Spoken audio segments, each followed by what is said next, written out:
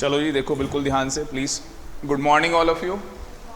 तो बेटा हम लोग एक नया चैप्टर स्टार्ट कर रहे हैं, इनकम फ्रॉम हाउस प्रॉपर्टी। आपको पता है टैक्स के अंदर कितने हेड है? 5 हेड है। ठीक है, सैलरी हम लोगों ने कंप्लीट कर लिया है, अभी आपको बुक मिल जाएगी।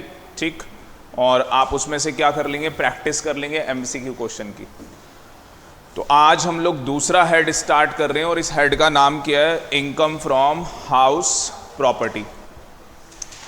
सबसे पहले जब भी हम कोई भी हेड स्टार्ट करेंगे तो हमें क्या करना है, उसका चार्जिंग सेक्शन पता होना चाहिए। सैलरी के अंदर कौन सा चार्जिंग सेक्शन था? 15। ठीक है, चार्जिंग सेक्शन का मतलब क्या होता है कि सर अगर ये कंडीशन सेटिस्फाइड होंगी तो क्या होगा, वो income under the head house property क्या हो जाएगी, टैक्सेबल हो जाएगी।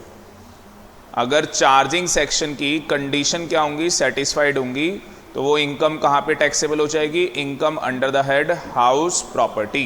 तो सबसे पहले चार्जिंग सेक्शन देखते हैं और फिर आगे बढ़ेंगे। ठीक है,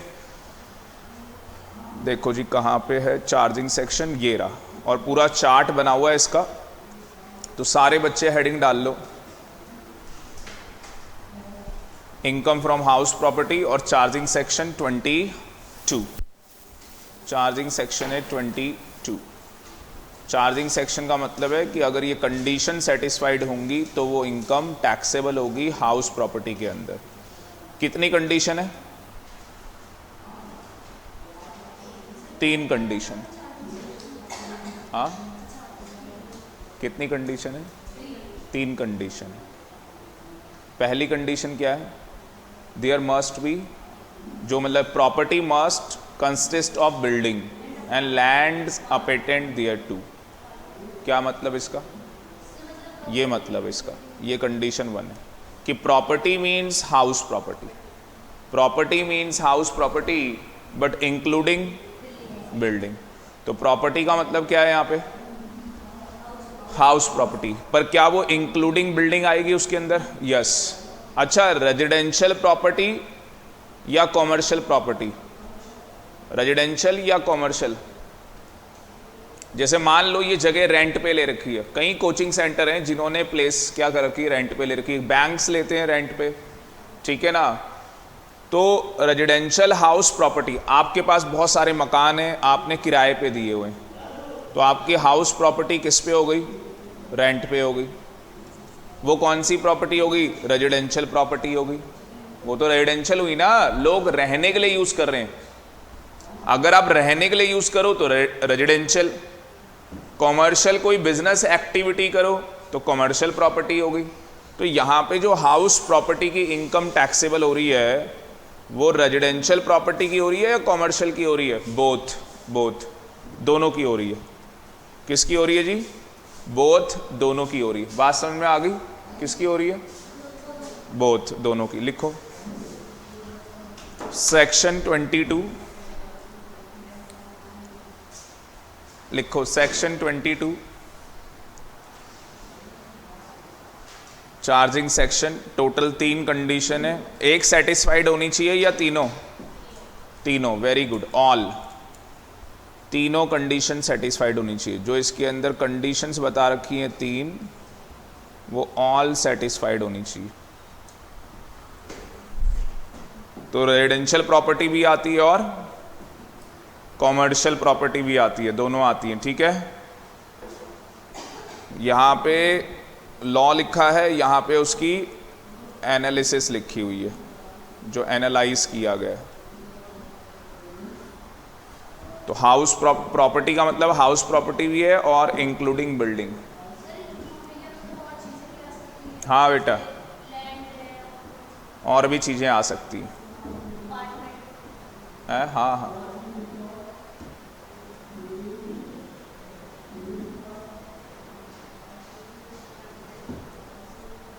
कई लोगों ने एटीएम मशीन लगवा रखी है, तो लोग रेंट चार्ज करते हैं, उसका प्रॉपर्टी की इनकम है।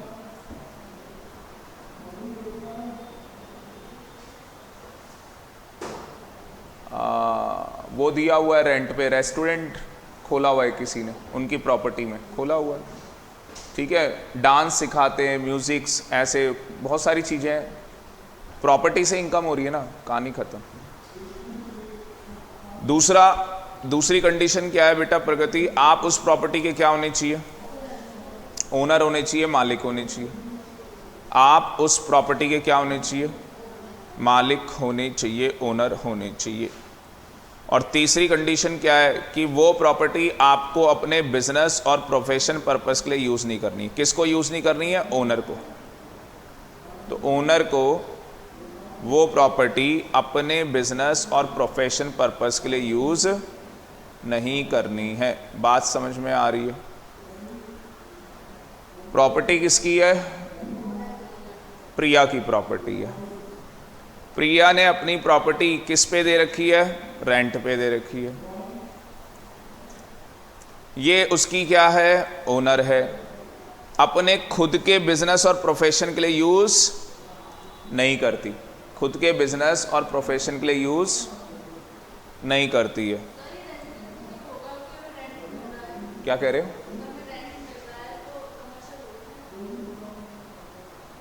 अगर मान लो कि कोई फैमिली रह रही है तो वो रेजिडेंशियल यूज कर रही है ना, मतलब कहने का मतलब प्रॉपर्टी का जो यूज है वो मैटर नहीं करेगा असली में। प्रॉपर्टी रेंट पे है ना, पर एक चीज मुझे बताओ, जो प्रॉपर्टी रेंट पे दी जाती है, किसी प्रॉपर्टी में कोई फैमिली रहती है तो उसे हम क्या बोलते हैं, रेजिडेंशियल यूज हो रहा है ना। आप क्या कॉमर्शियल यूज बोलोगे उसे? कॉमर्शियल कब बोलोगे, जब बिजनेस एक्टिविटी होगी ना। कहने का मतलब ये है कि क्या दोनों प्रॉपर्टीज यहां पे ले रखी हैं? यस। आपने किसी को अपनी प्रॉपर्टी में रेस्टोरेंट कह दिया कि भाई तू ठीक है रेस्टोरेंट ओपन कर ले, यहां पे कोई दिक्कत नहीं है, वो तो बिजनेस एक्टिविटी कर रहा है ना, आपकी तो इनकम हो रही है ना। तो हमें उससे कोई मतलब नहीं है कि प्रॉपर्टी का यूज क्या है, हमें क्या मतलब है प्रॉपर्टी किस पे है, रेंट पे, भाड़े पे दे रखी है, कहानी खत्म। ओनर हो आप खुद यूज नहीं करोगे। अब मेरी ये जगह है, ठीक है, और मैं अपने ही बिजनेस के लिए यूज कर रहा हूं, तो रेंट कहां से आएगा? आ गई बात समझ में? चले आगे चले। और ये जो मैं लेक्चर ले रहा हूं इसकी वीडियो यूट्यूब पे ऑलरेडी डली हुई है पहले से, मोर देन 25,000 उसके अंदर व्यू है, तो मैं आपको शेयर कर दूंगा, आप भी एक बार देख लेना, बड़ा अच्छा लगेगा आपको। ओनर में देखो कितनी बातें कह रहा है, कितनी बातें कह रहा है ओनर में, 3 बातें कह रहा है। पहला क्या, फ्री होल्ड प्रॉपर्टी। दूसरा कौन सी प्रॉपर्टी, लीज होल्ड प्रॉपर्टी। तीसरी deemed ownership. Free hold property पता है, आप दिल्ली में जब कोई प्रॉपर्टी खरीदने जाओ तो आप उनसे पूछना, क्या पूछोगे कि ये प्रॉपर्टी फ्री होल्ड है या नहीं है, तो वो आपको बताएंगे ये प्रॉपर्टी फ्री होल्ड नहीं है। उसका मतलब क्या कि उस कोई ना कोई अथॉरिटी उसमें रोल प्ले कर रही है, जैसे डीडीए, कि भाई डीडीए के नाम से वो क्या है, प्रॉपर्टी है। आगे आपको मिल जाएगी, ऐसा नहीं है, आगे बात समझ में। फ्री होल्ड का मतलब कि भैया सीधे डायरेक्ट आपको सरकार से वो प्रॉपर्टी आ रही है। कई बार आपने सुना होगा ना, मैंने क्लास में भी बताया था, इंदिरा गांधी ने अपने टाइम पे बहुत सारी प्रॉपर्टीज लोगों को डिस्ट्रीब्यूट करी दिल्ली के अंदर। आ रही बात समझते, वो सरकार ने डायरेक्टली उनको क्या कर दी, प्रॉपर्टी दे दी। फ्री होल्ड का मतलब फ्री है ना, जिसके ऊपर किसी का हक नहीं है, फ्री होल्ड है, नाम से ही पता लग रहा है। आ गई बात समझ में? तो आप जब भी प्रॉपर्टी फ्री होल्ड होगी तो मतलब डायरेक्टली आपके पास सरकार के थ्रू डायरेक्टली वो प्रॉपर्टी आपके पास आ रही है। जैसे हम लोग तो JIGL भी पढ़ते हैं और आजकल लिमिटेशन एक्ट पढ़ रहे हैं मेरे ख्याल से, नहीं लिमिटेशन खत्म हो गया क्या, अच्छा थोड़ा सा रहता है, तो आपको पता होगा सरकारी प्रॉपर्टी 30 साल आप कब्जा कर लो आपकी हो गई। बताया था वो हनुमान जी का मंदिर, ठीक है जी, अब वो पहले छोटा सा होता होगा, ठीक है, जब से आया हूँ तब से 20 साल से तो मैं देख रहा हूँ, तो उससे वो 30-40 साल पहले भी होगा, पक्का होगा। असली में सबसे पुराना तो यहाँ पे एक तो सीपी में पता होगा आपको, हाँ बहुत पुराना है वो, ठीक है ना। ये कहानी, जैसे गुरुद्वारा आपने देखा होगा, तो दिल्ली का सबसे पुराना गुरुद्वारा चांदनी चौक वाला नहीं है सबसे पुराना, उससे भी पुराना ये वाला है। कौन सा है? बंगला साहिब तो नया है यार। बंगला साहिब तो जो मेरे वाइफ है उनके पापा जी के टाइम पे ही बन गया था ये कहानी। मतलब कहानी 40 साल पुरानी हो गई होगी या 30 साल पुरानी होगी, जो भी है। आप नेट पे सर्च करना ना। है? नहीं नहीं नहीं, वो चांदनी चौक वाला भी नहीं है। ये जहाँ मोदी जी नहीं आए थे, ये इसके आसपास ही पड़ता है। मोदी जी आए थे अभी कुछ टाइम पहले, 1 महीने पहले, तब न्यूज़ में बता रहे थे कि ये सबसे पुराना है, उसके बाद चांदनी चौक, उसके बाद ऐसे और बहुत सारे, ये कहानी। तो ऐसे आप गूगल में सर्च कर लो, वो तो गूगल में आपको मिल जाएगी इन्फॉर्मेशन। अभी मत करने लग जाना, ठीक है? अभी यहाँ कॉन्सेंट्रेट करो। फ्री होल्ड प्रॉपर्टी समझ में आ गया, ठीक। उसके बाद लीज होल्ड प्रॉपर्टी होती है, हम लोग लीज पे ले लेते हैं। जैसे आपने देखा होगा कि हमने 11 महीने के लिए रेंट एग्रीमेंट बना लिया, वो भी लीज होल्ड प्रॉपर्टी होती है, ठीक है ना? आपने पोजीशन ट्रांसफर कर दी किसी को, तो अप टू 12 ईयर्स और मोर लेसी इज डीम्ड ओनर। अगर वो 12 साल या उससे ज्यादा की लीज है तो क्या होगा? लेसी है वो डीम्ड ओनर मान लिया जाएगा। इसलिए जितने भी बैंक्स हैं वो कभी भी 12 साल की लीज नहीं लेते,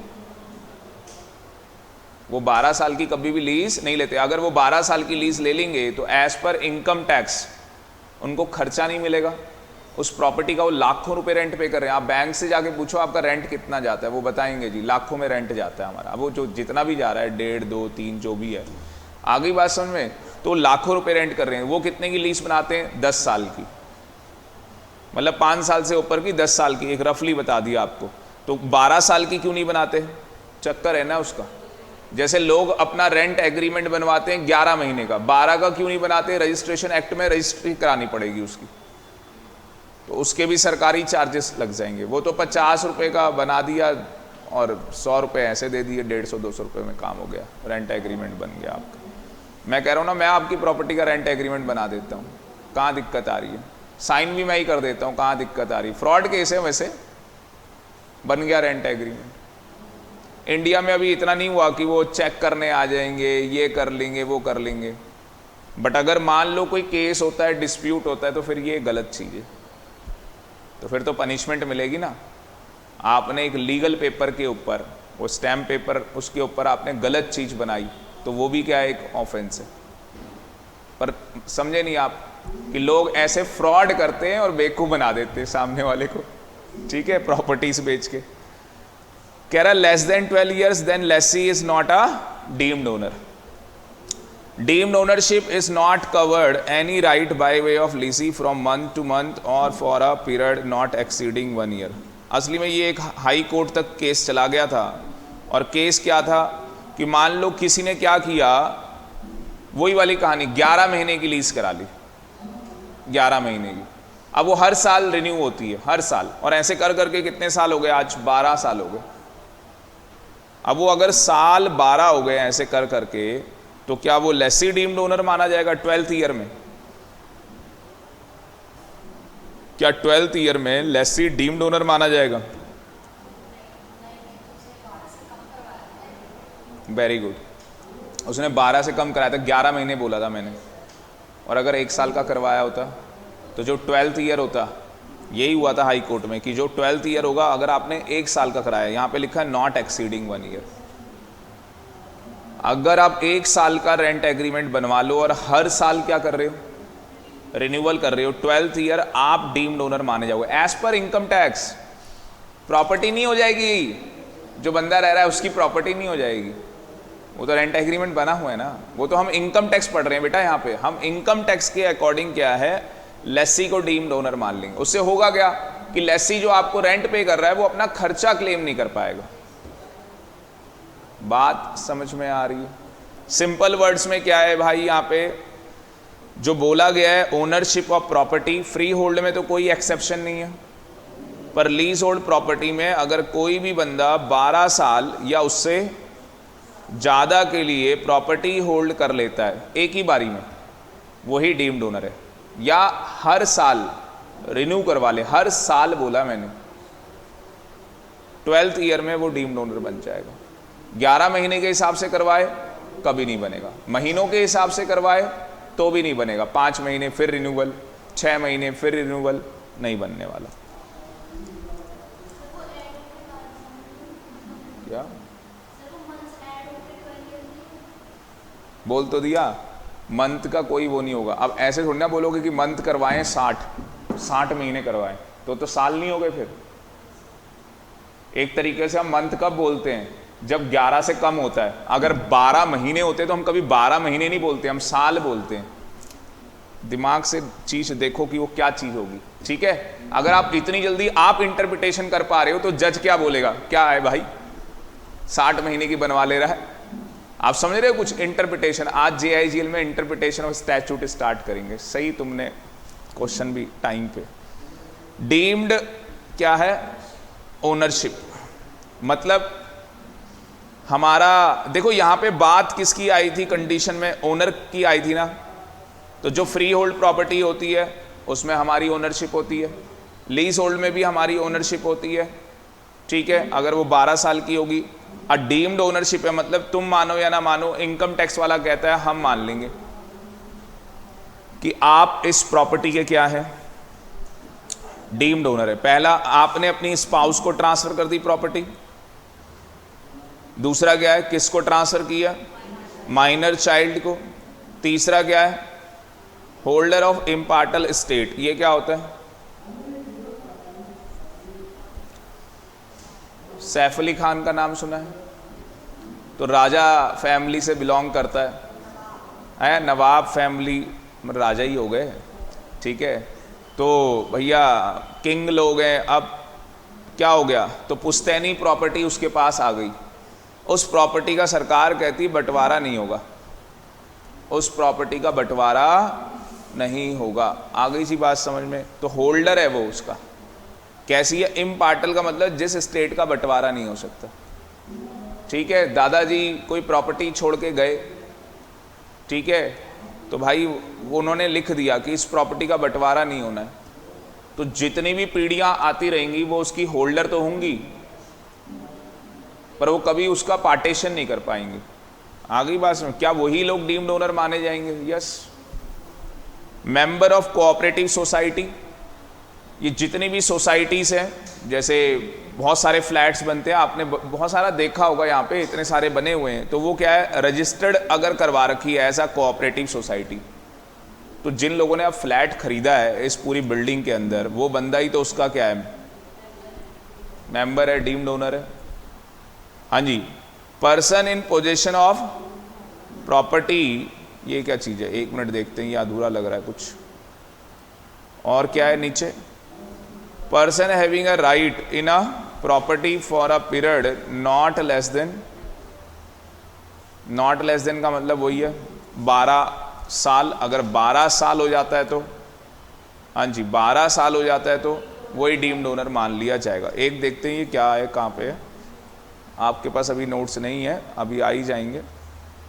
एक मिनट, यहाँ पे कहीं लिखा हुआ हो, कौन सा पॉइंट था, अच्छा वो ना उसमें पूरा नहीं लिखा हुआ है, यहाँ पे आएगा सेक्शन, तभी मैं कह रहा, सेक्शन 53 कैपिटल A टोपा 1882। ये पूरी कंप्लीट वर्डिंग नहीं है, पूरा कंप्लीट कर लेंगे इसको। सेक्शन 53 कैपिटल A क्या है, टोपा। जितने भी लोगों ने कच्ची कॉलोनियों में घर खरीदे हुए हैं, ये 53 कैपिटल है, वही चीज है। तो जो बंदा कहाँ प्रॉपर्टी ले लेता है, जो रजिस्ट्रार के पास जिनकी रजिस्ट्री नहीं हो रखी, पावर ऑफ अटॉर्नी में सुना होगा हमने, प्रॉपर्टी खरीद रखी, क्या इनकम टैक्स वाला उन्हें भी डीम्ड ओनर मानता है, यस। आ गई बात समझ में, वो लोग डीम्ड ओनर। क्या ट्रांसफर ऑफ प्रॉपर्टी एक्ट में भी उनको ओनर माना जाता है, ट्रांसफर ऑफ प्रॉपर्टी एक्ट में, जो लोग 53 कैपिटल ए में पावर ऑफ अटॉर्नी में घर खरीदते हैं। तो answer is yes, yes, big yes. कई लोगों को पता ही नहीं है, लोग कहे पावर ऑफ अटॉर्नी में घर खरीदा हुआ है, ये हो जाएगा वो हो जाएगा। भाई कानून आपको, ये अमेंडमेंट आई, पहले नहीं होता था, ये अमेंडमेंट आई और बोला गया कि जो भी लोग पावर ऑफ अटॉर्नी में घर खरीद रहे हैं वो लीगली उस प्रॉपर्टी के ओनर। पैसा तो दिया ही है ना उन्होंने भी, गलती क्या है उनकी, रजिस्ट्री तो सरकार नहीं कर रही ना, उन्होंने थोड़ी ना बंद करवा रखी है। आगे जी बात समझ में। ठीक है, तो नोट्स मिल जाएंगे, ये लिख ही लोगे। और लास्ट क्या है कि आप उसे अपने बिजनेस और प्रोफेशन के लिए यूज़ ना कर रहे हो, और property is use for business and profession for the purpose of chargeable to PCBP और अदर सोर्सेज। क्या कहानी? अब मान लो कि हम ही उसके अंदर क्या कर रहे हैं, बिजनेस कर रहे हैं। उस प्रॉपर्टी की ओनरशिप किसके पास है? हमारे पास है। प्रॉपर्टी की ओनरशिप किसके पास है? हमारे पास है प्रॉपर्टी की ओनरशिप, और हम अपना बिजनेस चला रहे हैं उस प्रॉपर्टी में। क्या हमारी कोई इनकम हो रही है? क्या हमारी कोई इनकम हो रही है? नहीं हो रही। तो उस केस में बोला गया है, ध्यान से सुनना, उस केस में बोला गया है property use for business and profession for the purpose chargeable to पीसीबीपी।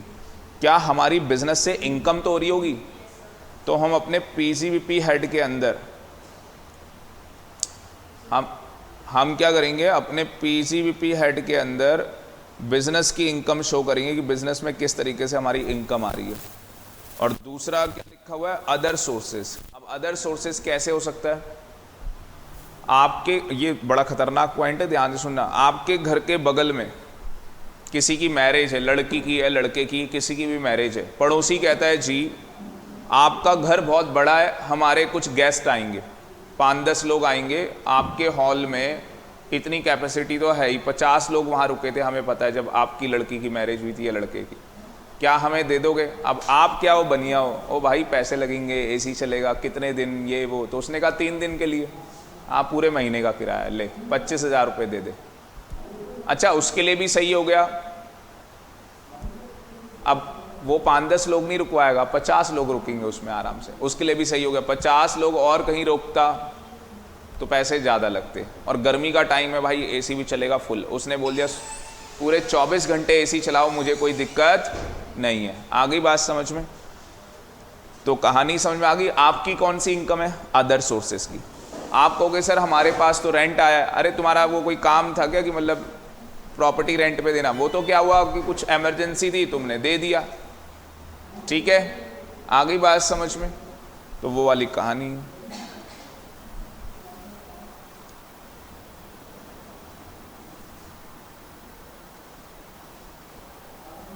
एक बार रिपीट कर देते हैं बस, जिससे कि बाकी बच्चे भी हमारे साथ कनेक्ट हो जाएं। तो हमने क्या किया? हमने हाउस प्रॉपर्टी का चैप्टर स्टार्ट किया। किसके अंदर है ये हाउस प्रॉपर्टी? इनकम टैक्स के अंदर, ठीक है। तो सबसे पहले इसका चार्जिंग सेक्शन है, और चार्जिंग सेक्शन कौन सा है? 22। चार्जिंग सेक्शन का मतलब क्या है कि अगर ये कंडीशन सेटिस्फाइड होंगी तो वो आपकी इनकम क्या हो जाएगी? टैक्सेबल हो जाएगी हाउस प्रॉपर्टी के अंदर, ठीक है। टोटल कितनी कंडीशन है? 3, और तीनों सेटिस्फाइड होनी चाहिए। पहली कंडीशन में क्या लिखा था कि वो जो प्रॉपर्टी है वो कौन सी प्रॉपर्टी है? कोई सी भी हो, हाउस प्रॉपर्टी हो, बिल्डिंग हो, कोई सी भी प्रॉपर्टी हो, ठीक है जी। आपने किस पे दे रखी है? रेंट पे।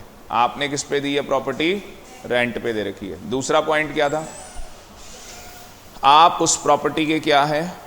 ओनर है। आप उस प्रॉपर्टी के क्या है? ओनर है। और तीसरा पॉइंट क्या था कि जो वो ओनर है वो उस प्रॉपर्टी को खुद क्या है? यूज नहीं करेगा अपने बिजनेस और प्रोफेशन पर्पस के लिए। अपने बिजनेस और प्रोफेशन पर्पस के लिए यूज नहीं करेगा। ओनर किसके थे आप? प्रॉपर्टी के, ठीक है जी।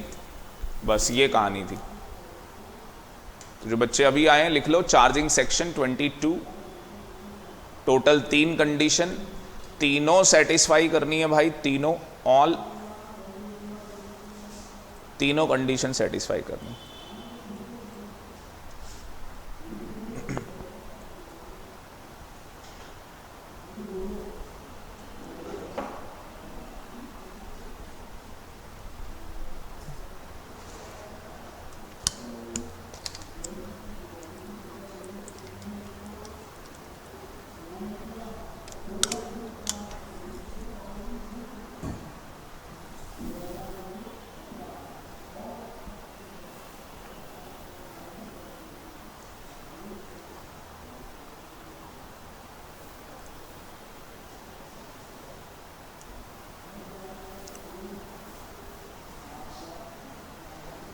तो कोर्स बहुत ज़्यादा है, थोड़ा सा पढ़ना स्टार्ट कर दो। कुछ बच्चों ने कर दिया है, बाकी के भी कर दें भाई।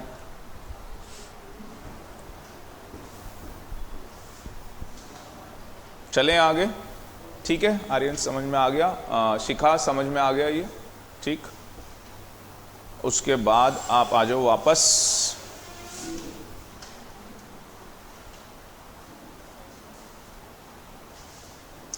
अब ना बहुत इंपॉर्टेंट बात है, ये पॉइंट समझना। ये क्या है, कह रहा है income from house property not chargeable to tax. Income तो हो रही है हाउस प्रॉपर्टी से, पर हम टैक्सेबल नहीं करेंगे उसे टैक्सेबल ही नहीं करेंगे। तो इसमें ऐसा करो, सबसे पहले देखो क्या लिखा, नीचे से पढ़ो 7th point, house property of political party. आपने देखा है पॉलिटिकल पार्टीज के ऑफिस होते हैं, आम आदमी पार्टी का ऑफिस खुला हुआ है, ठीक है ना। तो वहां आदमी ने क्या कर रखा, रेंट पे दे रखी हो प्रॉपर्टी। तो कह रहा है जो पॉलिटिकल पार्टीज को आपने हाउस प्रॉपर्टी रेंट पे दी है, उसे हम हाउस प्रॉपर्टी की इनकम नहीं मानेंगे, उसको हाउस प्रॉपर्टी की इनकम नहीं माना जाएगा। हाँ जी, कहां दे रखी है आपने, क्या कह रहा है, house property of a person being a resident of Ladakh. House property of a person being a resident of Ladakh, क्या मतलब हुआ, जो लद्दाख में आप चले गए वहां आप दे रखी है property being a resident of Ladakh. आप कहां के रेजिडेंट हैं, लद्दाख के। House property of a person, ये तो हाउस प्रॉपर्टी किसी भी पर्सन की हो सकती है, दिल्ली में भी तो हो सकती है। रह कौन रहा है नालायकों, रह कौन रहा है, रिजाइड कौन कर रहा है, लद्दाख का बंदा वहां रह रहा है, ठीक है। हॉस्पिटल पता होगा, आजकल तो कई जगह हॉस्पिटल खुले हुए, रेंट पे दे रखी है वो प्रॉपर्टी पे ही तो होता है हॉस्पिटल। तो कई बार हो सकता है कि जहाँ पे वो हॉस्पिटल हो वो प्रॉपर्टी इनकी है, मेगा की है, वो प्रॉपर्टी रेंट पे दे रखी है, वो कह रहे हैं जी हम इसे हाउस प्रॉपर्टी की इनकम ट्रीट नहीं करेंगे। एजुकेशनल इंस्टीट्यूट ICSI, ये वाले नहीं, प्राइवेट नहीं, ये जैसे ICSI आपने सुना होगा कि उसके चैप्टर बने हुए हैं, सोनीपत यहाँ वहाँ सब जगह बने हुए हैं। तो कहीं जैसे गाजियाबाद भी सुना होगा, तो कहीं ना कहीं किसी जगह खोला होगा वो सेंटर, वो प्रॉपर्टी रेंट पे ली होगी, ICICI की अपनी नहीं है वो। हाँ, लोधी रोड पे जो है वो अपना है, नोएडा में जो है वो अपना है, आगे बात समझ में, प्रसाद नगर में अपना है, कुछ क्या है अपना है, पर कुछ क्या लेकर रखा है, रेंट पे ले रखा है। तो जो रेंट पे ले रखा है उससे भी तो इनकम हो रही है, जिसकी वो प्रॉपर्टी है, वो हाउस प्रॉपर्टी में टैक्सेबल नहीं होगी। दिमाग में नहीं आ रहा आपके कि अगर देखो सैलरी इनकम नहीं मान रहे, उसे है ही नहीं, हाउस प्रॉपर्टी की इनकम थी मान नहीं रहे। आप मुझे बताओ कैपिटल गेन हो नहीं सकता, क्यों, कैपिटल गेन कब होता है, जब आप कोई प्रॉपर्टी बेचते हो, बेच थोड़ी ना रहे, कैपिटल गेन भी नहीं हो सकता। अब बात आ गई बिजनेस और प्रोफेशन की और अदर सोर्सेस की, तो हम लोग उसको कहां डालते हैं, अदर सोर्सेस के अंदर। हम लोग कहां डालते हैं, अदर सोर्सेस के अंदर। पर क्या किसी के बिजनेस के अंदर आ सकती है, आ सकती है। मैंने क्या कर रखा है, अपनी प्रॉपर्टी दे रखी है, टोटल 10 हॉस्पिटल हैं, H1 H2 ऐसे करके 10 हॉस्पिटल हैं। ये तो इसका मतलब मेरा तो बिजनेस है ना भाई। एक दे रखा है तो लॉ मेकर कहता है आप अदर सोर्सेस में टैक्सेबल करा लो, 2 होंगे बिजनेस हो गया एक तरीके से। आगे बात समझ में, एक एजुकेशनल इंस्टीट्यूट के लिए दे दिया, अदर सोर्स में करा लो, भाई तुम्हारा तो काम ही ये हो गया, बिजनेस करने लग गए हो तुम। हाँ जी, अप्रूव्ड क्या है, साइंटिफिक रिसर्च एसोसिएशन को दे रखी है आपने, लोकल अथॉरिटी को दे रखी है। और पहला पॉइंट क्या था,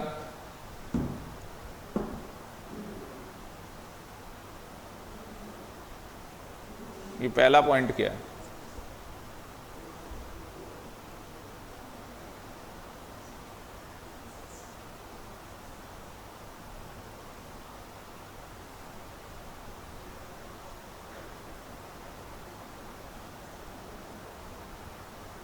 any one place or part thereof an ex ruler provided the same is not let out।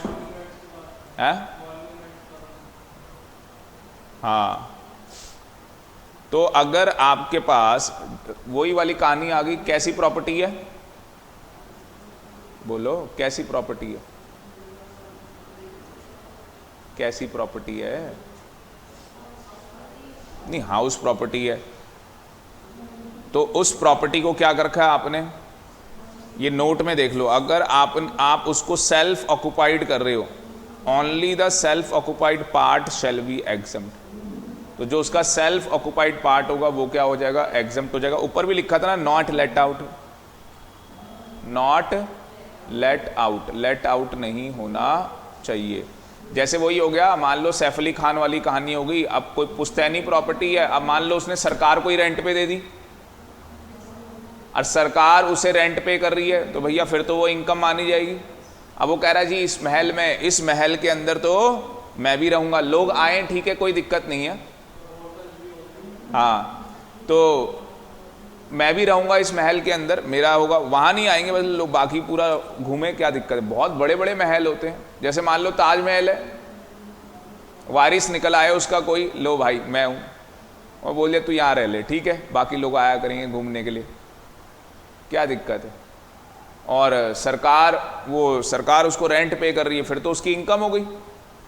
पर अगर सरकार उसे कोई रेंट पे नहीं कर रही, सरकार कह रही है कि देख इतना काम कर दिया कि तेरे को रहने के लिए अलाउड कर दिया है यहाँ पे, ठीक है, आ गई बात समझ में, तो उस केस के अंदर उसके लिए वो क्या है जी, एग्जम्प्ट है, क्योंकि वो तो उसमें खुद ही रह रहा है, कौन सी इनकम होने वाली है।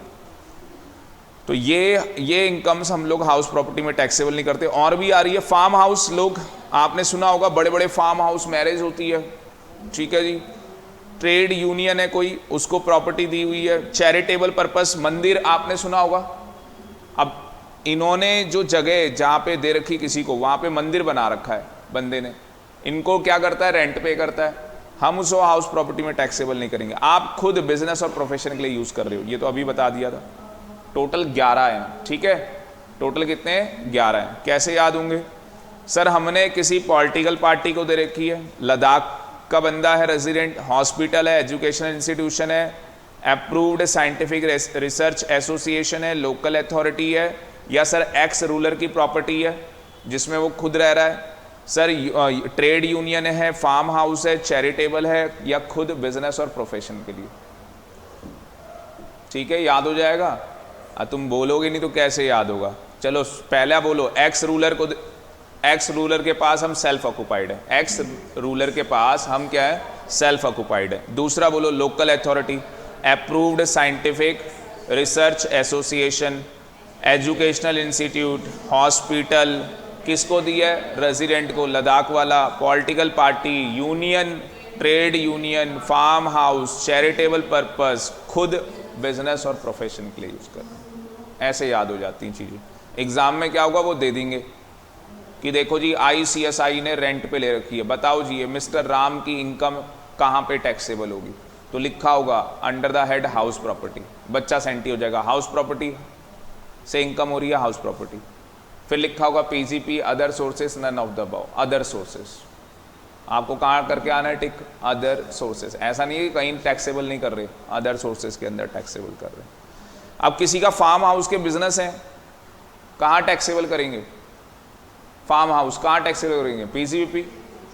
फार्म हाउस तो आप ये मत बोलना सब में छोटा फार्म हाउस है, चल अब छोटा बड़ा क्या, फार्म हाउस बड़ा ही होता है, छोटा क्या है, एक भी है ना PGP, एक भी है PGP, आ गई बात समझ, छोटा बड़ा क्या होता है। अब चैप्टर स्टार्ट होगा, क्योंकि अभी तक क्या जो चीज बतानी थी वो सारी चीजें बता चुका हूं। और जब चैप्टर स्टार्ट होगा तो पहले सैलरी चैप्टर स्टार्ट हुआ था, उसका पूरा फॉर्मेट बताया था, सैलरी की इनकम कैसे निकालते हैं, पहले ही पेज पे ये पूरा फॉर्मेट बता रखा है, हाउस प्रॉपर्टी की इनकम कैसे निकलेगी, ठीक है। और वो बुक बन गई है, बस आज आपको अभी 11 बजे तक मिल जाएगी, वो लास्ट टाइम ही आना था, वो किसी वजह से वो बंदा देने आया नहीं, उनका प्रिंटर। और कैसे निकलेगी ये आप देख सकते हो। तो सबसे पहले क्या निकालेंगे, GAV मतलब, तो ऊपर हेडिंग डाल लो, how to compute income from house property, ये हेडिंग डाल लो ऊपर, क्योंकि ये सबसे ज़्यादा इंपॉर्टेंट है।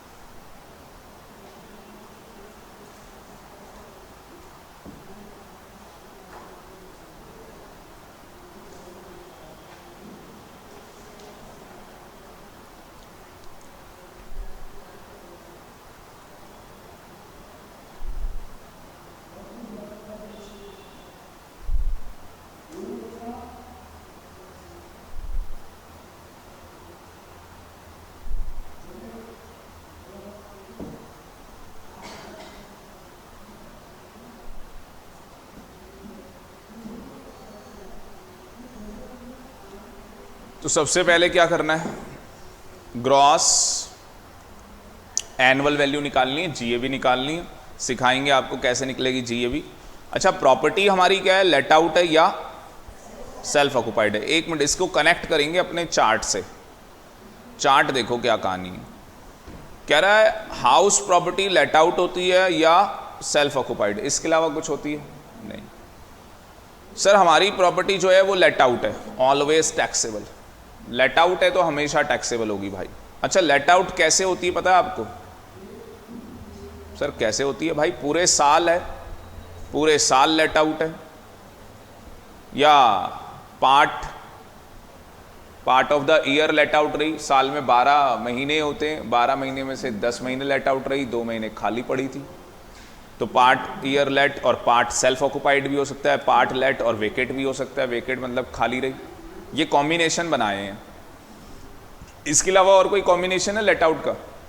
या तो पूरे 12 महीने, या तो मान लो ऐसे कर रहे हैं कि partly let out partly self occupied, या partly let out partly vacate रही।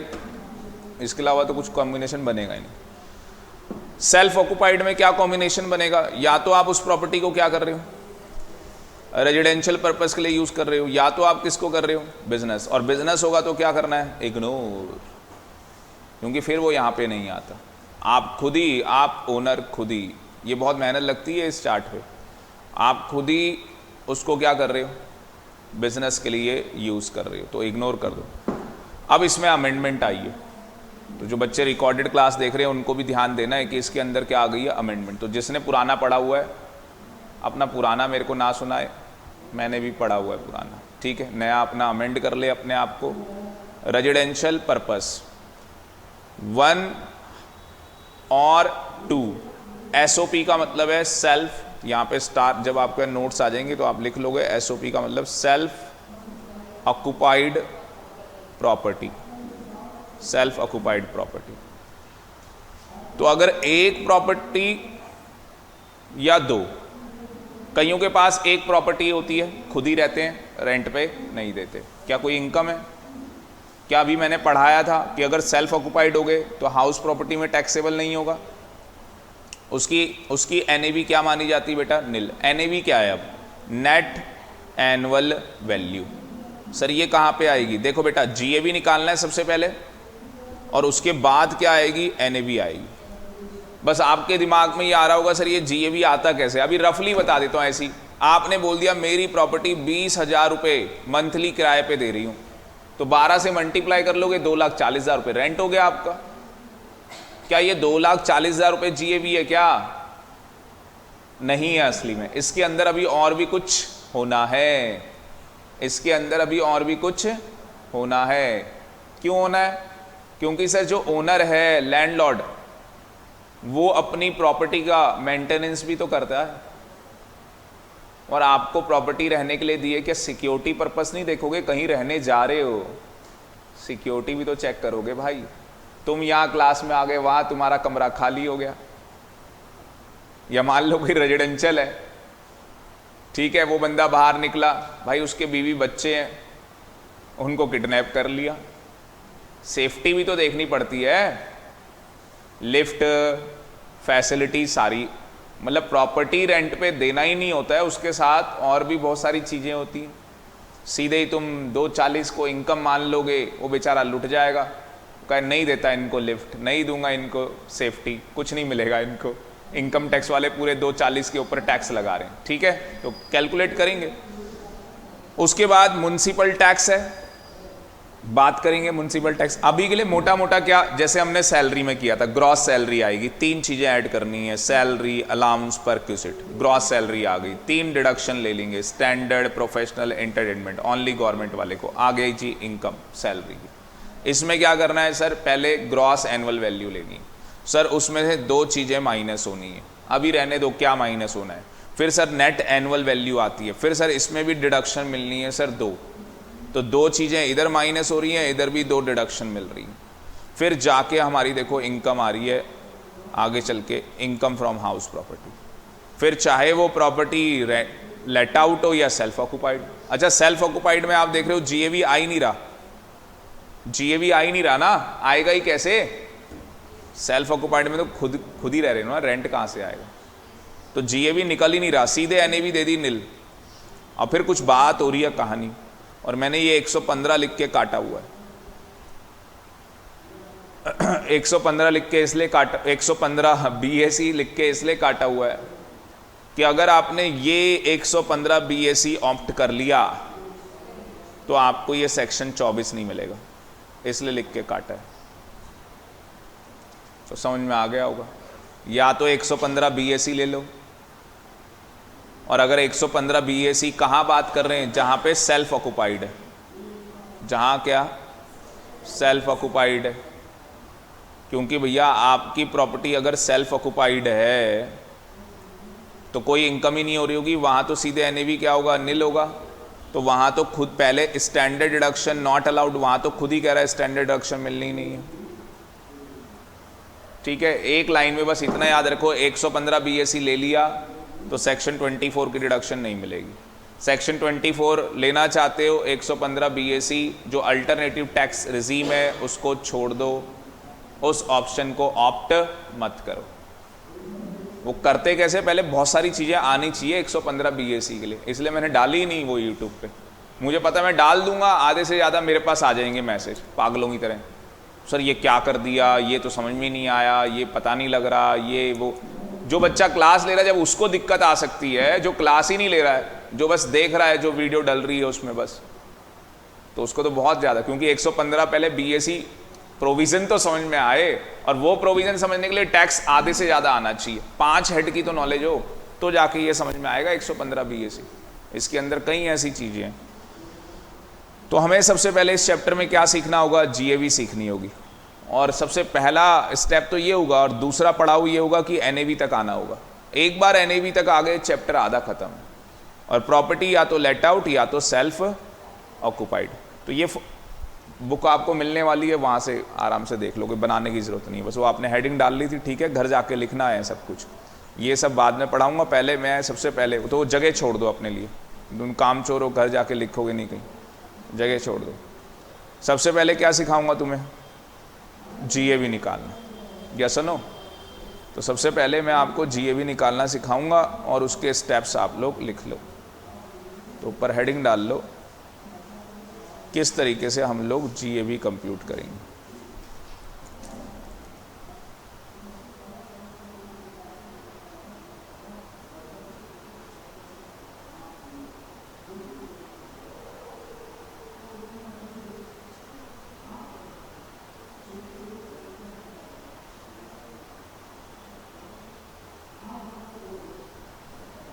टोटल 4 स्टेप है ना?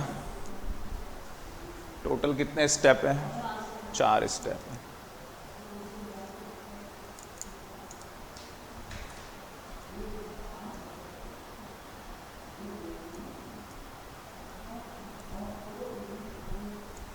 चलें,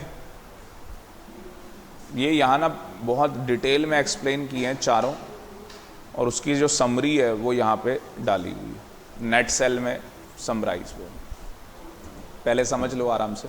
आज यही सिखाना है, बस जीएवी निकालना। अगली क्लास में आगे बढ़ेंगे, फिर जीएसटी करना है। तो यहाँ पे सबसे पहले कह रहा है रीजनेबल एक्सपेक्टेड रेंट। तो सबसे पहले क्या निकालना है? रीजनेबल एक्सपेक्टेड रेंट निकालना है। रीजनेबल एक्सपेक्टेड रेंट कैसे निकलता है? कहता है ग्रॉस म्युनिसिपल वैल्यू और फेयर रेंट। मतलब सिंपल वर्ड्स में बोलूं तो म्युनिसिपल वैल्यू और fair rent, whichever is higher. Higher by higher, जो इनमें क्या होगा? हायर होगा, वो क्या बन जाएगा? आपका रीजनेबल एक्सपेक्टेड रेंट बन जाएगा। अब आपके दिमाग में आएगा सर म्युनिसिपल वैल्यू क्या होती है? अब देखो, जो जिस एरिया की म्युनिसिपल कॉर्पोरेशन, जैसे एमसीडी है दिल्ली के अंदर, तो वो बताएगी जी ये एरिया है तो इसमें क्या रेंट मतलब ये जो प्रॉपर्टी है भाड़े पे कितने पे चढ़नी चाहिए। ये थोड़ी ना कि मान लो कि बोल दिया जी ये प्रॉपर्टी का किराया तो 50,000 है, आप कह रहे हो जी मैंने 2 रुपये में दी हुई है, नहीं मानेंगे। मतलब कुछ कहानी समझ में आ रही है ना? लोग टैक्स प्लानिंग कर सकते हैं ना। इनकी प्रॉपर्टी 20,000 रुपये, सरकार कह रही है कि 20,000 रुपये में ये प्रॉपर्टी रेंट पे जाती है, वो कह रही जी मैं तो 5,000 लेती हूँ। ऐसे कैसे हो सकता है यार? प्रॉपर्टी का रेंट 20,000 है, तुम इसका मतलब झोल है कुछ। फेयर रेंट क्या होता है? हाँ, मार्केट में क्या डिमांड है इस घर के रेंट की। कई बार ऐसा हो मार्केट में ज़्यादा डिमांड होती है, उस प्रॉपर्टी को खरीदने के लिए रेंट के लिए 10 लोग आके खड़े हो गए, फिर तो आप रेंट बढ़ा ही दोगे। अच्छा, आजकल एक ट्रिक चल पड़ी है, मैं आपको भी बता देता हूँ। किसी के पास प्रॉपर्टी हो, मतलब ऐसे करना नहीं चाहिए, पर मतलब वही है, अब नहीं करोगे तो बिजनेस नहीं कर सकते। जैसे मेरे उसमें लिखा, मतलब मैं अकेले बिजनेस कर लूंगा वो कहानी अलग है, पर किसी के साथ मिल के नहीं कर पाऊंगा। दूसरा, चीट नहीं कर पाऊंगा, बिजनेस माइंड नहीं है ना उस तरीके का। बिजनेस माइंड में चीट ही करना होता है असली। रिलायंस मुकेश अंबानी बनना है तो कितनों को नीचे दबा के आगे निकलना है भाई, ऐसा हमसे हो नहीं पाएगा, ठीक है ना। एप्पल कंपनी का देख लो आप, टैक्स नहीं भरते, ये रिलायंस ने भी नहीं भरा था इंडिया में। हम लोग कहाँ थे, क्या सिखा रहा था मैं? हाँ, वो क्या कर रहे हैं कि मान लो कि आपका ना ये द्वारका में एक फ्लैट है आपका, अब ये आ गई मेगा आ गई, सर मुझे ना रेंट पे चाहिए। मैं ठीक है, फिर मैंने शाम को फ़ोन कर दिया, मैडम वो हमने तो एक और कोई आया था, सर आए थे कोई शाम को आर्यंस, वो कह रहे थे कि हमें भी रेंट पे चाहिए, आप डन करते हो तो बताओ। अब इनके ऊपर प्रेशर, क्यों? इनको अच्छा लगा था कि भाई हमारे लिए ठीक है। वो कोई आर्यन, कोई सर कोई आए भी नहीं है देखने, मैं ऐसे ही बोल दिया।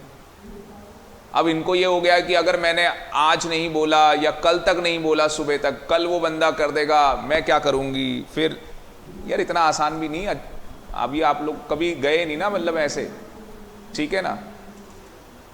तो लाइफ में चीज़ें पता होनी चाहिए। मैं ये नहीं कह रहा जाओ, पता होना चाहिए कि ये चीज़ें होती कैसे। जैसे वही वाली बात है ना, सचिन बनना था तो भाई वो सचिन ऐसे बैट से भी खेलता था जिसका सब टूटा हुआ था, उसके बेटे को खेलना होता था तो भाई बिल्कुल बस समझ लो, ठीक है ना।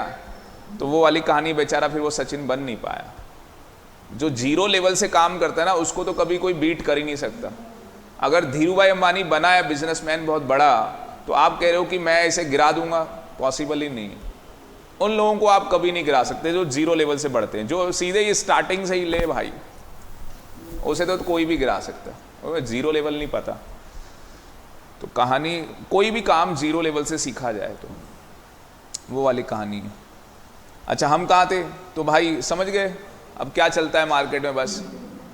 बस मेगा कह दे कि बस मुझे चाहिए रेंट पे, हो गया जी, डल गया आपका मकान किराए पे। नहीं कहती, पता लग रहा है 1 महीने बाद भी वो खाली पड़ा हुआ है, ठीक है। जैसे मैंने आजकल बताया, लोग क्या करते हैं, डीलर ने इतना बड़ा वो प्लॉट लेके 500 गज का बनाना स्टार्ट किया, आप जाना जरा, मुझे ना ये फ्लैट लेना है, वो कहेगा बिक गया। क्यों बोल रहा है पता है बिक गया? क्योंकि जिसने उसका जब वो लैंड खरीदने के लिए पैसा दिया था, जो भी है 10 लाख 6 लाख, उसने बोला था एक फ्लैट मेरा बुक कर देना, अब वो उसको पैसे दिला देगा। प्रॉपर्टी में इतनी ज़्यादा रिटर्न है कि आप बैठे बैठे, अगर आप साल के मतलब हो कैपेबल कि 20 लाख रुपए लगा सकते हो, तो साल का आप 10-12 लाख रुपए कमा सकते हो। साल का सोचो, महीने की लाख रुपए इनकम ऐसी होगी। तुम्हें बैठे बैठे बता दिया मैंने। आप करो भी मत, आप देख लो ऐसी, मतलब हवा में चले जाओ अपने एरिया में और वहाँ देखो कि कौन सा 500 गज का लैंड है, जहाँ लैंड भी अच्छा होना चाहिए कि आगे 40 फुट रोड हो, मतलब जगह भी, लोकेशन भी तो मैटर करेगी ना। ये नहीं, अब मैं ये नहीं कह रहा 20 लाख लगाओ, आप बस आज जाके प्रॉपर्टी वाले को पूछो कि भाई कितने में आप मेरा बुक करोगे। अब फिर चले जाना 8 महीने बाद, 1 साल बाद, आप देख लेना रेट, फिर आप कहोगे यार सर ने तो सही कहा था, मैंने लगाए भी नहीं, आज 6 लाख मिल जाते, आज इतने मिल जाते। तो ये कहानी है, ठीक है। पर मैं नहीं कह रहा यहाँ पे कि लगाओ आप जाके, ठीक। तो ये कहानी समझ में आ गई म्युनिसिपल वैल्यू और फेयर रेंट की। फेयर रेंट समझ में आ गया भाई, मार्केट में उस प्रॉपर्टी का क्या रेंट चल रहा है, विच एवर इज हायर वो लेना है। स्टैंडर्ड रेंट क्या है? रेंट कंट्रोलर एक्ट है। जैसे चांदनी चौक है, तो लोग कहते हैं जी हमने 1 रुपये किराए पे ये प्रॉपर्टी ले रखी है। रेंट कंट्रोलर एक्ट बना हुआ है, फिक्स है भाई, इससे कम तो रेंट हो ही नहीं सकता है इस प्रॉपर्टी का। तो उसके लिए एक रेंट कंट्रोलर एक्ट बना रखा है, उसको बोलते हैं स्टैंडर्ड। नाम से ही पता लग रहा है स्टैंडर्ड रेंट है, ठीक है। तो फिर क्या करना है, जो ए में हायर आया था और बी में जो स्टैंडर्ड रेंट है, विच एवर इज लोअर वो ले लेना है। और उसको किसके साथ कंपेयर करना है?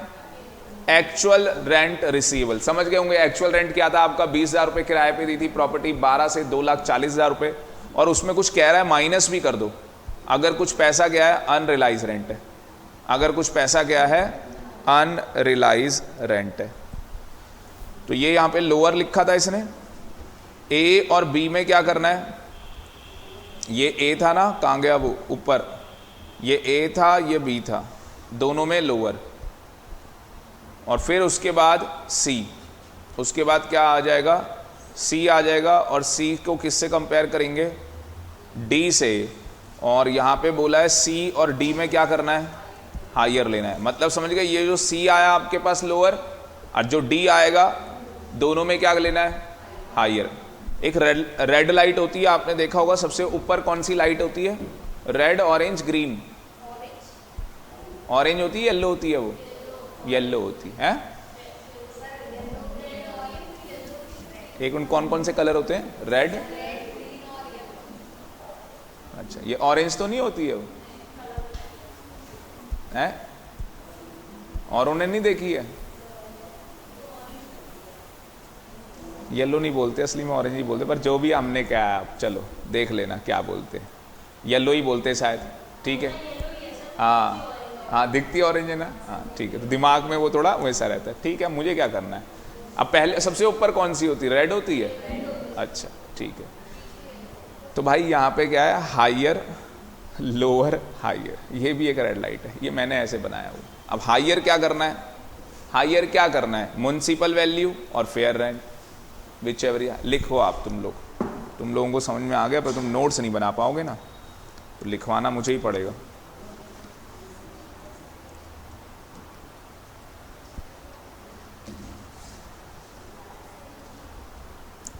तो जीएवी निकालने के लिए क्या करना होता है?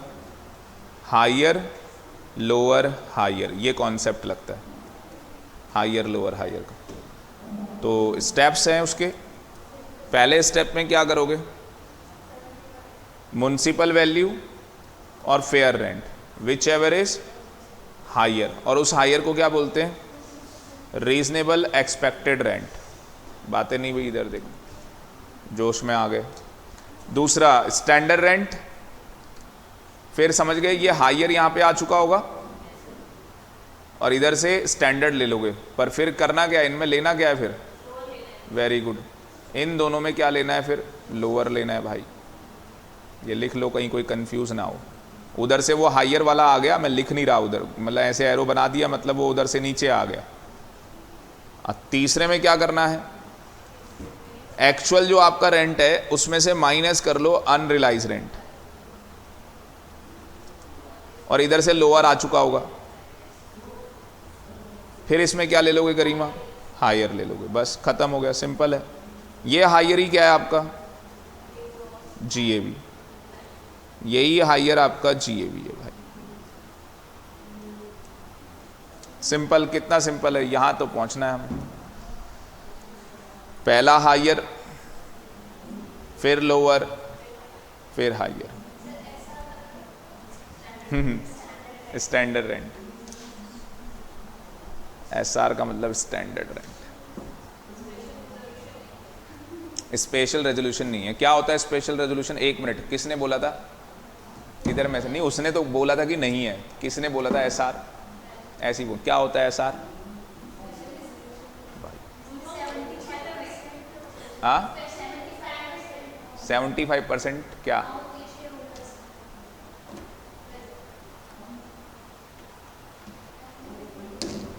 ठीक है, हमें कंपनी लॉ थोड़ी ना पढ़ाना है। चलो चलें आगे। ओ भाई बस बस बस, दुर्गा माता ना बने, माता रानी बन के शांत रहो, बैठे अपना आराम से। अरे भाई क्या हो गया?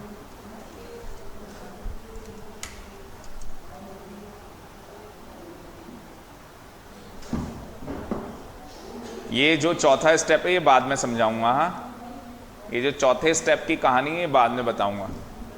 कुछ कहानी में झोल है, और जब ये मिल जाए आपको बुकलेट तो ये पढ़ लेना घर जाके। एक्चुअल रेंट, ये पढ़ लेना जाके।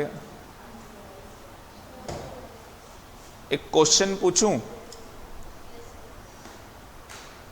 क्वेश्चन भाई, क्वेश्चन क्या है?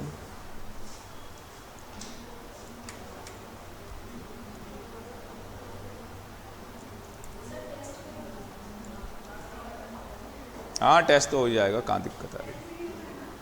हाँ एमसीक्यू ही होगा, पेपर तुम्हारा एमसीक्यू है तो एमसीक्यू।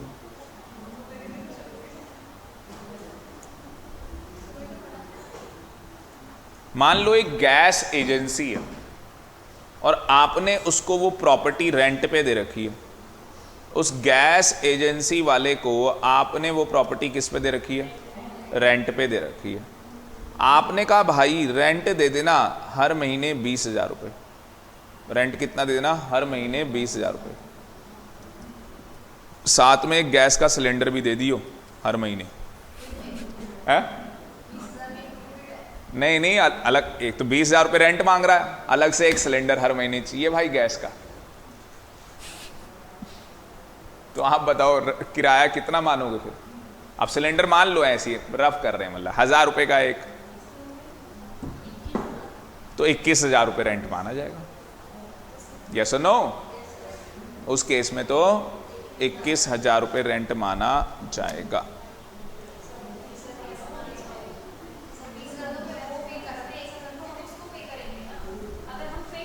हम कहाँ पे कर रहे हैं उसको? हम तो कह रहे तू दे दियो, हम थोड़ी ना पे करेंगे उसको। एक बार बताओ, अगर हमने पे ही कर रहे होते तो उसको क्या बोलते देने को? फिर तो मतलब सप्लाई हो ही रहा होता। तो अलग से मांग रहे थे। साथ में गैस एजेंसी वाला है, वही वाली कहानी ना, तुमने रेस्टोरेंट दिया तो तुम डेली शाम को आ जाते हो। ये क्या ड्रामा है? ऐसे भी लोग होते हैं कहीं लैंडलॉर्ड। ये कोई बात थोड़ी ना। मान लो कोचिंग सेंटर है जी, मेरे बच्चे को तो फ्री में पढ़ा दो। फिर वो पता है ना फ्री में क्या पढ़ लेगा? वो पता है किसकी प्रॉपर्टी? हमारी है, इनकी थोड़ी ना है ये। बस हाँ, यही काम करता रहे बस। तू आके प्रॉपर्टी मेरी है, डेली आके हर बच्चे को प्रॉपर्टी हमारी है। करना क्या है बच्चों को उसका? ये बाकी लिखा हुआ म्युनिसिपल, ये सब लिखा हुआ मैंने बच्चों को। मैंने कहा चाहिए होता है भाई, तो जाके पढ़ना भी आपका काम है कुछ। अब हम थोड़ा प्रैक्टिकल आते हैं। प्रैक्टिकल मैंने आगे डाले हुए हैं यहाँ से, जल्दी जल्दी देखना। सबसे पहले क्या बोला है बेटा? क्या निकालनी है? जीएवी। सबसे पहले बताओ क्या करोगे? एमवी और FR, whichever is higher. बोलो हायर कौन सा है? पक्का पक्का 240। किसी को और कोई ज्यादा लग रहा है? अबे इन दोनों में ही चेक करना है। कई बार ना गरीब बच्चा इसमें ही पूछ लेता है, सर किस में चेक करना है? अभी तो स्टेप लिखवाए थे यार, एमवी और FR, whichever is higher. Sir उसके बाद क्या है? उसके बाद भाई जो तेरा हायर आया है उसको स्टैंडर्ड के साथ देख और लोअर ले। वो है ही नहीं सर। सर अब क्या करूं? अबे तो अब 240 ही बन जाएगा ना। जब अब सेकंड स्टेप तो अप्लाई नहीं हुआ, कहानी खत्म हो गई।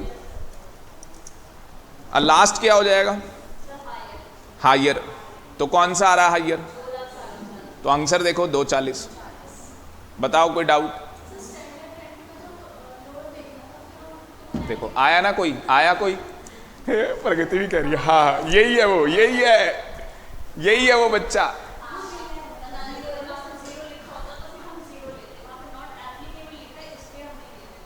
स्टेप 2 उड़ गया बेटा, उड़ गया। जैसे ग्रुप 2 में लड़का है हमारा वैभव, तो उसने कोई मतलब डायरेक्ट अब तो CSEET मैंडेटरी कर दिया। मतलब पहले क्या होता था, लोग CSEET ये सब फाउंडेशन नहीं देते थे, डायरेक्टली एग्जीक्यूटिव। हाँ आ गई बात समझ में, वो वाली कहानी। सेकंड में आ जाओ। सेकंड में क्या है? MVFR whichever is higher, 3 lakh. हाँ जी, सब्जेक्ट टू स्टैंडर्ड रेंट, तो ये तो 2,40,000 रुपये हो गया अब लोअर। और फिर उसके बाद हायर 360। सारे कर लोगे? पक्का पक्का? तो ऐसा करो, छठा केस खुद निकालो, जल्दी कॉपी में निकाल लो फटाफट।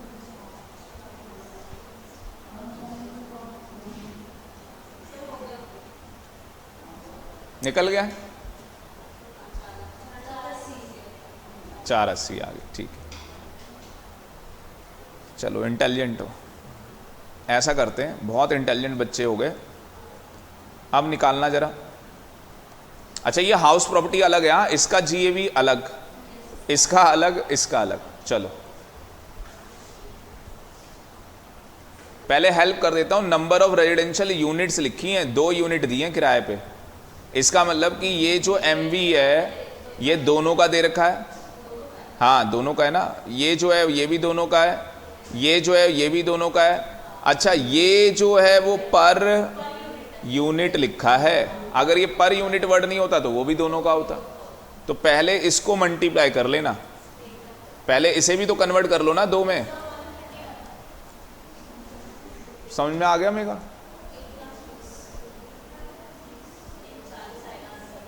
है ना, पहले वाले का 140, वेरी गुड। हाँ दूसरे वाले का, अरे दूसरे में तो यूनिटी एक है, बताओ कोई दिक्कत ही नहीं। दूसरे में वो 84 बता रहे हैं भाई।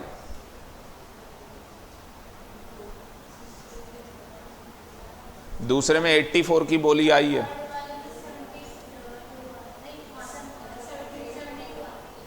तीन है भाई इसमें, याद रखना।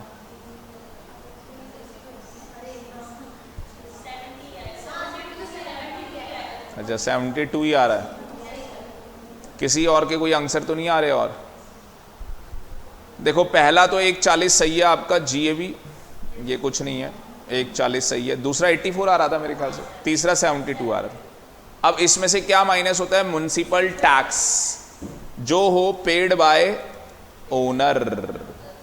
किसने पे किया हो बेटा? ओनर ने। चलो आ जाओ, पहला केस 12,000 रुपये ड्यू है, पे नहीं किया तो माइनस कुछ होगा ही नहीं, पेड होना चाहिए, पेड। 8,000 रुपये पेड है जबकि 9,000 रुपये ड्यू था, तो पेड तो 8 है ना। 60,000 रुपये दे दिया जबकि 54 था, paid as advance for 9 years. हाँ तो पेड तो पूरा 60 है भाई, 60। पेड से मतलब है लिखा होता पेड बाय टेनेंट, फिर माइनस नहीं होगा क्योंकि पेड बाय ओनर। भैंस पानी में चली जाएगी भाई। और क्या आ जाएगा? NAV। तो क्या सीखे आज की क्लास में? GAV निकालना। पर अभी GAV का एक छोटा सा रहता है, वो बाद में बताऊंगा, वो कहानी अलग है, ठीक है ना। वो मैं चाहता नहीं अभी टच करना उसको। जहां पे ये हो रहा था स्टार्ट, तो ये आप GAV सीख चुके हो। और क्या था इसमें, जहां चैप्टर स्टार्ट हो रहा था, देखो तो सबसे पहले GAV निकालते हैं। GAV में से क्या माइनस करते हैं? देख लो क्या लिखा है।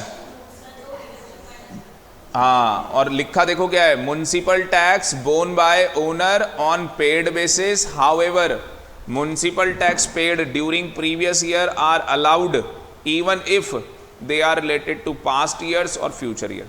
वो कह रहा है बस पेड वाला माइनस कर देना, फिर चाहे वो पास्ट हो, फ्यूचर हो, कुछ भी हो। ये बस अभी बता रहा हूं, करवाऊंगा कल से। Unrealised rent,